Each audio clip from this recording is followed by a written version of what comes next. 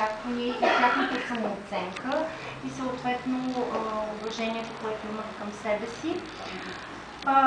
Друг контекст на менторинг програмите са социалните и меки умения. Един вид такава програма, менторинг програма, е изключително полезна за тяхните социални и меки умения.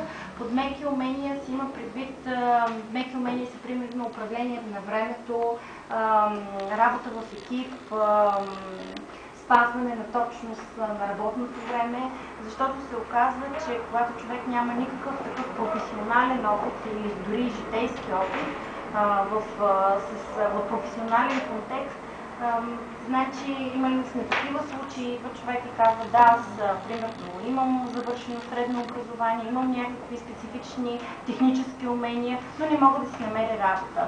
Ние самите сме се сблъскали с много такива случаи, в които примерно те нямат елементарни умения за разговор с клиенти, нямат елементарни умения за идване на работното време, за някакъв вид професионален и бизнес етикет.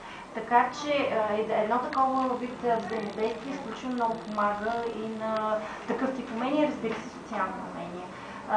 Самия наставлявал се научава, подобрява своите социални и комуникационни умения в работата си с ментора и съответно един път като повярва в себе си и подобри своята самооценка, той е готов да излезе и съответно да се държи по този начин да взаимодейства с останалите.